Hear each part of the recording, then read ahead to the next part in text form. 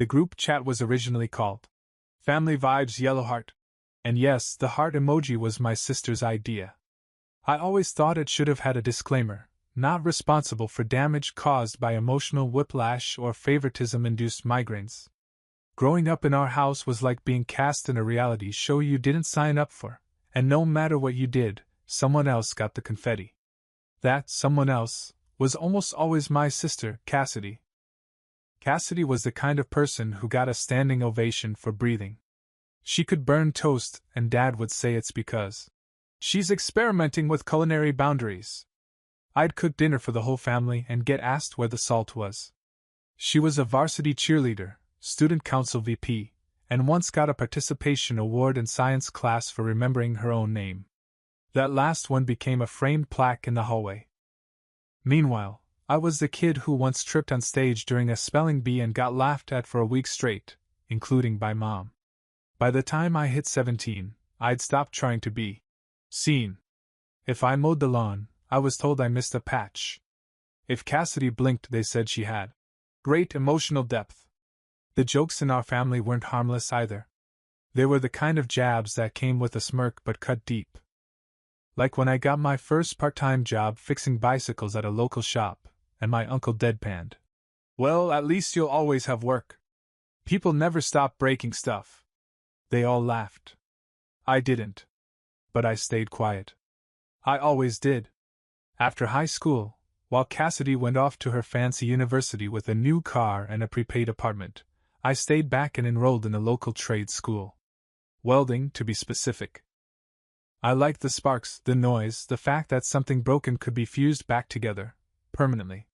It felt poetic, even if nobody else thought so. My dad grunted when I told him, "Well, someone's gotta fix the world's broken junk." I bit back the urge to say, "Yeah, like this family." But I kept that one in the vault. Still, I worked hard. I didn't ask for handouts. I didn't post about my progress. I just showed up to class, worked odd jobs at night, and saved every cent I could. And the more I grew up, the more I noticed how I was treated like a walking cautionary tale. Anytime something went wrong, a cousin dropped out, someone got arrested, someone flopped a midterm, it was, "At least you're not ending up like Wes." It became a phrase. A punchline. And not just behind my back. That's the part people don't get about harmless teasing. When it's every day, every dinner, every family call, it starts feeling like a verdict. Like you're being sentenced to failure, even if you haven't failed yet. I told myself it didn't matter. That I'd make it out one day, and they'd realize they were wrong. But deep down, I kept hoping for something, anything, that would make them say, "We were wrong about you." It never came. Then, during one regular Tuesday, in the middle of a group chat argument about potato salad, don't ask, Cassidy dropped a poll into the chat. "Who's most likely to never make it?" Options: Wes. Wes. Wes. Wes. Yeah. She didn't even try to be subtle. The family laughed. Reacted with crying emojis. My aunt wrote, "Haha, savage face with tears of joy." My dad added, "Better vote before Wes sees it." Spoiler, I already had. What stung the most? Every single person voted. Not a single one hesitated. Not even the people who used to babysit me. Not even Mom. I stared at the screen, not knowing whether to laugh or cry. But I did neither. I just slowly backed out of the chat. No dramatic exit. No "screw you" message. No mic drop. Just silence. And I never came back. The funny thing about silence? At first, it's deafening. Then it becomes peaceful. After I left the family chat, my phone felt lighter. No more pings from Aunt Marcy posting minion memes. No more Cassidy sending TikToks captioned, "This is so you," of people falling face first into concrete. And no more passive-aggressive comments from Mom like, "We haven't heard from you lately. Are you doing okay or just hiding again?" I blocked them all. One by one. No drama. Just clean cuts. Then I got to work. Trade school was brutal in its own way. Early mornings. Welding through foggy goggles. Blisters on my fingers. Burn marks I'd learned to stop crying about. But it was mine. No one could take that away. My instructor, Daryl, a gruff ex-Navy guy with a voice like gravel and a heart bigger than most golden retrievers, became the first adult who looked me in the eye and said, "You've got a good eye, kid. Clean weld. You're learning fast." I almost cried. Over a weld. Because no one in my family had ever said that about anything I did. Not once. I worked nights at a gas station, crashed in a shared apartment with 3 guys who survived off-canned chili and Mountain Dew, and spent weekends fixing lawnmowers for cash. Roommate number 1 only communicated in grunts. Roommate number 2 had a pet snake that somehow kept escaping. Roommate number 3 once microwaved a metal fork. We lost the deposit that week. One weekend, I built a custom fire pit for a local couple's backyard. The wife cried when she saw it. The husband tipped me $100 and said, "You're going places." Weird, right? How total strangers can spot the spark in you faster than your own blood. Every now and then I'd get curious. I'd peek at Cassidy's social media. Still the same. Perfect angles. Fake laughs. Hashtags like #PowerCouple and #BossEnergy under heavily filtered photos of her and Evan, her husband. The guy who got a full-time job at her dad's firm right after they got engaged. Nepotism? Probably. But that's a whole other side story. She posted every little thing. When she got a dream client, at her marketing job, when she got an almond milk sponsorship, even when their dog got a tooth pulled. It all had to be public. Meanwhile, I was quietly stacking wins. I finished top of my class. Got certified in pipe welding and metal fabrication. Took a job with a local contractor, who let me rent a room above his garage for cheap. The place was dusty, the water pressure was sketchy, and the toilet ran like it was training for a marathon, but it was mine. My name was on the lease. My tools were lined up like soldiers. And every project I touched stayed fixed. Every scar on my hand was a badge. And still, not a single message from anyone in the family. Not a, "Hey, where've you been?" Not even a birthday text. Which honestly, was fine. Because for the first time in my life, I wasn't trying to earn their approval. I wasn't waiting for applause. I was just living. And then came the moment that changed everything, again. I was under a carport, fixing a steel frame for a client's side deck, when I got a message on Instagram. From Cassidy. Just her name popping up made my stomach turn. I hadn't heard from her in a year. Not since the poll. Her message? "Hey Wes, got a weird question for you."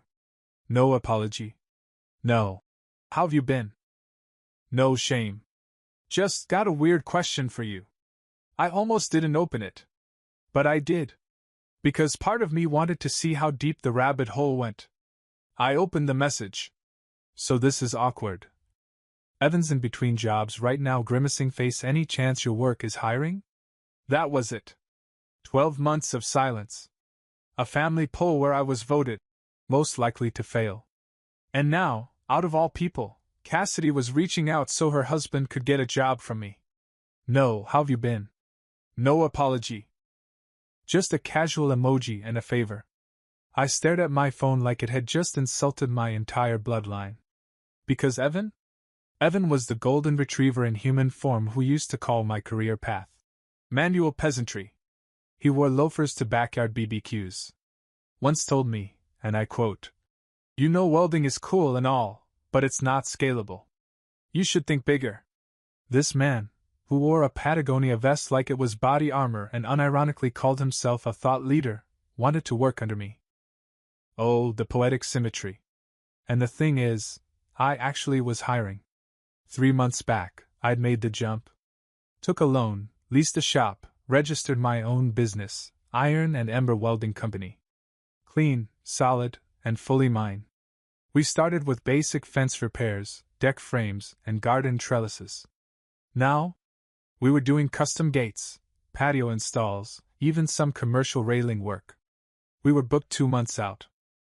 I had 2 full-time guys, a part-timer, and enough tools to build a tank if someone paid for the metal. Nobody in my family knew. Not because I was hiding. but because they'd never asked. I sat there in the shop's little break room, half laughing to myself as I reread Cassidy's message. I even looked over at our job board, every date filled with clients I'd earned through word of mouth, not hashtags or family plugs. Cassidy's timing? Chef's kiss. My first instinct was petty. I wanted to reply with, "Most likely to fail, is hiring?" Or maybe send her a link to a fast food application and say, "Start here. Humility 101. But something in me held back. Instead, I went to my crew group chat and typed, "Question: would you hire someone who once laughed at your career, called it fixing junk, and now wants a job from you?" Dylan replied first, "Only if we get to weld their egos shut." Mike chimed in, "Is it that guy with the vest?" I knew he'd break. I grinned. It felt good to be surrounded by people who had my back. Guys who judged me by my welds, not my degree or lack thereof. Eventually, I opened Cassidy's chat again and typed, "Can I ask you something first?" Her reply came fast. Faster than expected. "Of course." Smiling face with smiling eyes. I took my time. Then I pulled up a screenshot. Not of the poll, no. That would have been too easy. Instead, I dug up something even better. A photo she once posted in the family chat. Cassidy in a mirror selfie, holding a champagne flute, with a caption. "To Evan's big promotion, clinking glasses, meanwhile Wes is out fixing fences or whatever, lol, #blessed, #career goals." I stared at it for a second, my thumb hovering over send. Then I attached it. And followed with, "Do you think someone who fixes fences or whatever should be in charge of Evan's next paycheck?" Scene. 9:14 p.m. No reply. 10 minutes passed. Then 30. Then 2 hours. Still nothing. But I wasn't done. I scrolled back to Instagram. Found another gem. Cassidy's post from last year, the one that really hit me sideways. She'd captioned a photo of her and Evan on a rooftop. "Some people take longer to find their purpose. Others never do. And that's okay, kinda nail polish." I took a screenshot of that too. No message this time. Just sent the image. Left it there. No reply. No typing bubble. No read receipt this time. Just silence. And for once, it was perfect. 2 days. That's how long Cassidy stayed quiet. No apology. No backpedaling. No acknowledgement of the screenshots I'd sent her. Just digital silence, like she was hoping if she didn't look directly at the mess, it would go away on its own. Honestly, I was impressed. Denial runs deep in my family, but this was Olympic level. Then on the 3rd day, she broke. "Okay, look. I know the past wasn't perfect. But Evan's trying. Can't you just let it go? Let it go." Like this was some sitcom misunderstanding, not a public execution by group poll. Not, "I'm sorry." Not, "We were wrong." Just, "Let it go." It read like she was hoping I'd scroll past a decade of being treated like a punchline, because now her golden boy husband needed a paycheck. I didn't respond. I tossed my phone into the glove box and drove to my next install. We were working on a custom iron gate for a dentist who wanted something timeless, elegant, but not boring. He then suggested a flaming sword motif. I smiled, nodded, and added another $600 to the quote. By the time I finished, sweat-drenched and covered in sparks, I checked my phone. Now Mom was texting. Of course. Cassidy had gone for the nuclear option, guilt by maternal proxy. "Wes, honey, please talk to your sister. Family is all we have. You've always been the forgiving one. She's hurting. Her husband lost his job, Wes. They're scared." It read like a PR memo for a failing brand. Then came the cherry on top. "We all say things we don't mean. But you've always had such a kind heart." Right. That heart they used to treat like a punching bag. The one that only mattered when they needed something. Where was this kind heart energy when Cassidy was running group polls at my expense? Or when I was 17, working double shifts just to afford gas to school? When I told them I'd started my own welding business, and the group chat didn't even acknowledge it? Oh wait, I didn't tell them. Because they didn't ask. I sat there, rereading Mom's messages, half expecting a follow-up like, "Also, can you bring potato salad to Grandma's next week?" Nothing shocks me anymore. I didn't respond. Not at first. I didn't want to lash out, not because they didn't deserve it, but because I wanted this to land quietly. Cleanly. So I opened my gallery. Scrolled through photos of my crew. Jobs we'd completed. Trucks we'd built. Tools we'd bought with our own hands. And then I found it. That photo. The one from last month, me standing in front of the new company truck with Dylan and Mike, all three of us dirt-covered and grinning like lunatics. Fresh logo decal. Custom ladder racks. My name in crisp white letters across the driver door, Wes Harper, owner. I sent it to Mom. No caption. No explanation. Just the photo. Scene. 6:42 p.m. Silence for 10 minutes. Then another ping. This time from Cassidy. Wow. Congrats, I guess. Ah, yes. The backhanded olive branch. The "I'm mature enough to pretend I care, but still bitter you're doing better than I expected" reply. That, I guess, carried more emotional weight than the entire poll. But I didn't need her praise. I waited a beat, then typed, "You voted me most likely to fail. You don't get to be surprised now." Sent. Scene. Nothing else. And for once, her silence said everything. The next message didn't come from Cassidy. It came from Evan. Yep. That Evan. Mr. Passive income is king. Mr. You gotta manifest success, bro. Mr. I just don't see the point in trade schools when there's crypto. I hadn't seen his name pop up on my phone since the time he invited me to like and share his multi-level marketing pitch for hair supplements. But now, hey man. Long time. Hope you are good. No context. No punctuation. Just a limp handshake of a message from the guy who once called me a tool guy with tool thoughts. I blinked at it. Thought maybe my phone had glitched. But then it came again. Cass told me she reached out. Didn't mean to cause drama or anything. Just figured we'd ask. Oh yeah, no drama at all. Just months of radio silence, followed by, "Please give us a job." Totally normal. I didn't reply. I just locked the screen and dropped my phone face down on the workbench. Mike glanced over. "Something wrong?" I shook my head. "Evan messaged me." Mike snorted. "Like Evan? Champagne Evan?" "Yep." "What does he want? A custom grill for his Tesla?" "Nope. A job." Mike dropped the welding rod. We both burst out laughing. It was the kind of laugh you earn after years of hearing people like Evan talk down to you. Call your job basic or blue-collar burnout. The same guy who once told my sister, while I was standing right there, "It's cute Wes likes to work with his hands. Everyone needs a hobby." This was the same Evan who gave me a literal pat on the back at Thanksgiving and said, "Keep grinding, little bro." I was 24.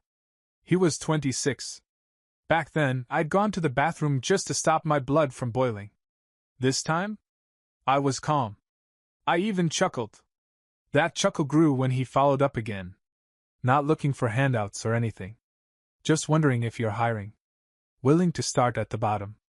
Total respect for what you've built." That line, total respect, was wild coming from the guy who used to say, "Welders don't retire, they rust." I thought about replying. Instead, I called Dylan into the room and read the messages out loud.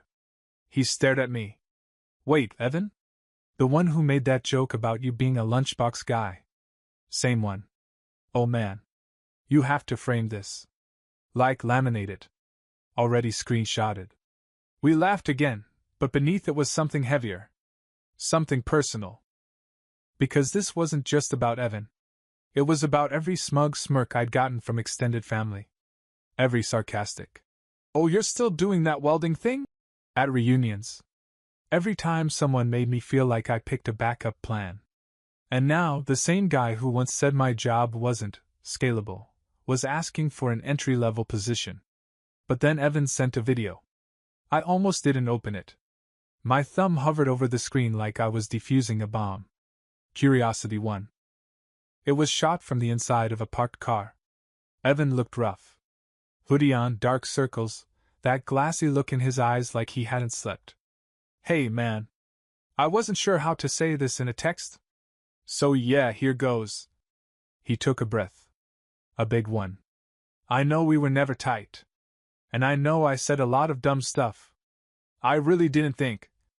I mean, I thought things would just keep working out for me, you know? That they always would. I was a jerk. I get that now. He glanced away from the camera. Swallowed. But I'm at the point where I just want to work. I want to start over. And I figured, if anyone gets that, it's you. There was a long pause at the end. Like he was waiting for himself to say something wiser, but nothing came. Then he ended it with, even if you say no, no hard feelings. I just had to try. The video ended. I stared at the screen. For the first time since this whole thing started, the poll, the DMs, the guilt texts, I didn't feel angry. I didn't feel smug either. What I felt was simple, weight. The weight of everything people like Evan never saw. The nights in drafty apartments, the gas station shifts, the burns on my hands, the silence from my own family. He didn't understand the cost of getting here. But at least, for once, he wasn't pretending. Still, I didn't reply. Not yet. I didn't sleep much that night. Not because of Evan's video, but because of what it stirred up. See, when someone who mocked you suddenly starts begging, it's not just shocking. It's disorienting. It's like watching the school bully ask you for homework help while still calling you a loser. I kept replaying the video in my head. His puffy eyes. His shaky voice. That line. I figured if anyone would understand how to start over, it'd be you. And the sad part? He wasn't wrong. I did understand starting over. I just didn't think it was my job to carry someone else through it. By sunrise, I still hadn't replied. But Evan's message sat there like a weight on my phone. Heavy. Unread. Waiting. So I got to the shop early. Unlocked the bay. Sat at the desk with a thermos of bad coffee and started typing. This time, I didn't write out of anger. I wrote for clarity. Evan, I got your message. And your video. I believe you meant what you said. I don't think you're lying. I think you're just late. Too late. This shop wasn't handed to me. It didn't grow because someone believed in me. It exists in spite of people like you, the ones who joked, mocked, and looked down their nose while I was burning my hands for $15 an hour. You didn't just ignore me. You actively laughed at me. So no, I'm not hiring you. Not because I'm mad. But because I've built something I'm proud of.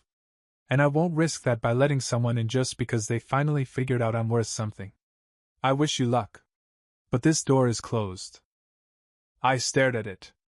Reread it twice. Then hit send. The message turned seen. Before I even put the phone down. Nothing came back. No, thanks for considering. No, I understand. No apology. Just quiet. And for a moment, a small one, I felt a twinge of guilt. The kind of guilt people like me carry, even when we've done nothing wrong. But it didn't last long. Because an hour later Dylan came into the shop holding his phone, eyebrows raised. Dude, he said. You see Cassidy's story? I already knew it was coming. I pulled out my phone and checked. Sure enough, black screen. White text. Dramatic energy. Some people get a little success and suddenly forget where they came from. Karma keeps receipts. No names. No tags. But everyone who followed her would know. Classic Cassidy. Always the victim, even when she lit the match herself. I didn't respond. I didn't even screenshot it. But it stuck in my chest all afternoon like a mosquito bite I couldn't scratch. Later that night, after we closed up the shop, I sat in the dark parking lot with my seat leaned back, listening to the quiet hum of the city. That's when my phone buzzed again. This time, it was from Mom. One line. Wes, what happened to your heart? I stared at it. Something about that sentence made me clench my jaw. Not in anger, but in disbelief. Because for years I was the one with the too big heart. The one who forgave, gave second chances, didn't complain when they overlooked birthdays or skipped milestones. They loved my heart when it was working for them. Now that it had boundaries? Suddenly it was broken. So I typed back. It's still here, Mom. It just finally beats for me. Sent. Delivered. Seen. No reply. But this time, I didn't need one. I wasn't planning to go public. Not because I was hiding anything. But because there's a quiet satisfaction in building something when nobody's watching, and watching them squint when your name suddenly shows up somewhere unexpected. I never needed to be flashy. I was the kind of guy who just wanted to pay my crew, do solid work, and maybe retire without a broken spine. But the universe had other plans. It started with a photo. Not mine, Dylan's. We'd just finished a big job, a custom railing system for a sleek downtown co-working hub. 2 floors, matte black powder coat, laser-cut designs, the kind of modern industrial that makes architects drool and welders cry inside. Dylan posted a picture of us, the whole crew, standing proudly in front of the finished job, dirty boots and all. His caption was simple. From garage gigs to 7-figure builds. Built, not begged. I liked it. Gave it a thumbs up, moved on with my day. Then a local business magazine picked it up. They were doing a Made in the City feature, and apparently someone from the building tagged us. Suddenly, there it was. Harper Ironworks. Wes Harper, 28, founder and owner. I didn't even know they were running it. But within 48 hours, it had made the rounds on LinkedIn, Facebook, even Instagram stories. People I hadn't spoken to in years were tagging me, messaging me, commenting things like, "Bro is out here building empires quietly. Didn't know you were that Wes Harper." But that wasn't the kicker. No, the real chaos started in the one place I never expected, the family group chat. The same chat where I was once voted most likely to fail. Without hesitation. I'd muted it long ago. Only checked it during holidays, and even then just to see if someone died. But that day, my phone nearly exploded. The chat name was still Harper Hive Honeybee. A cruel joke now. First came Uncle Rob. Is this our Wes? Just saw the article. Man. Then Aunt Mel. Wait, you own that company? I thought you just helped out. Sure. Like I bring snacks to the job site and pat real men on the back. Then Cassidy. Oh wow. That's cool. Didn't know you were still doing the welding thing.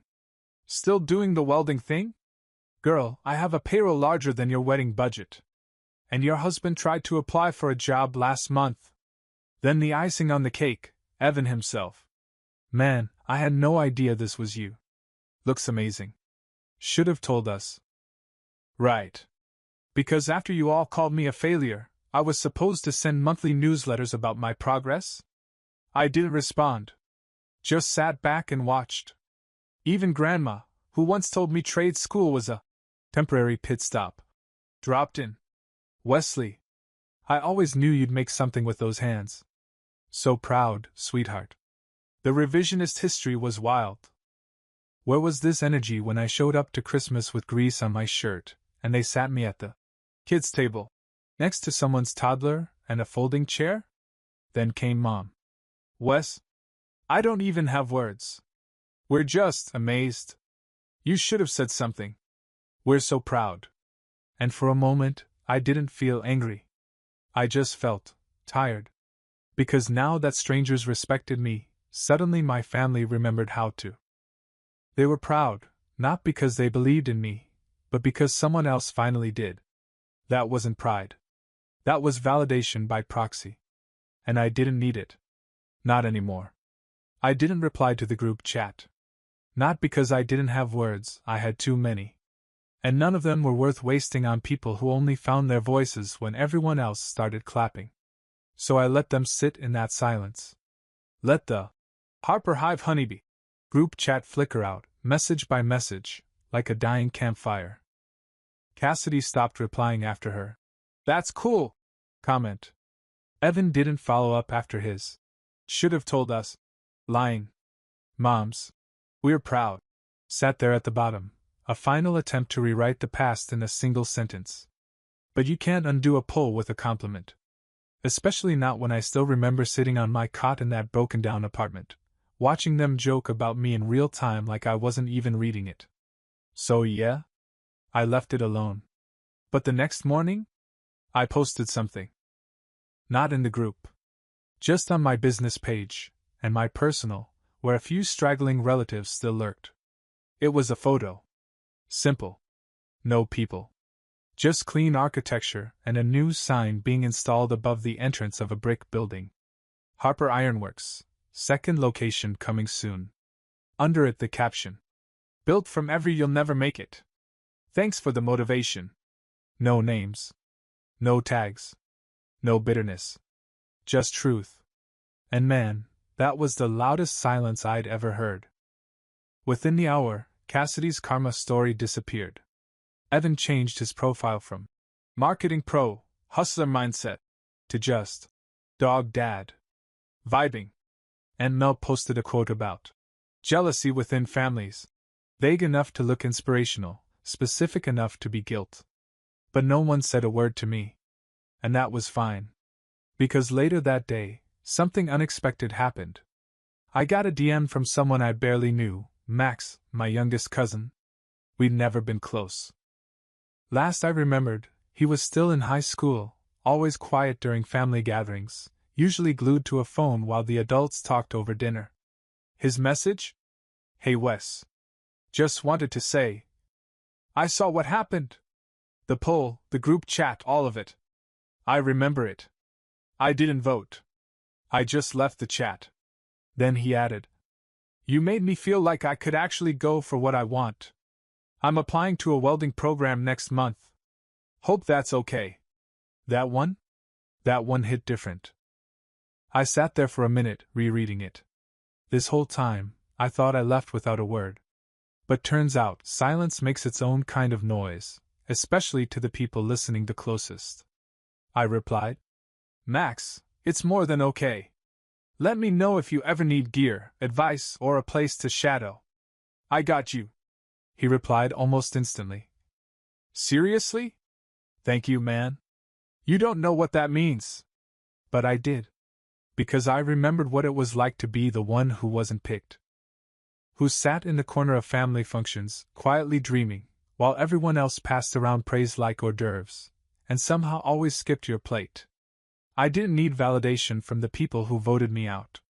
What I needed was to know that maybe I wasn't the only one who saw through the fake smiles and selective support. And Max? He saw it too. That night, as I was locking up the shop, Dylan passed me with a smirk. You see your sister's new profile banner? He said. Nope. He handed me his phone. It was a quote. Sometimes the people you overlook build the bridges you'll need later. I raised an eyebrow. Trying to be deep now? Dylan shrugged. Or guilty. We both laughed. I didn't screenshot it. I didn't reply. I just turned off the lights, locked the door, and looked back at the glowing sign above the shop. They tried to vote me out. And now? They scroll past my name every time they open their phones.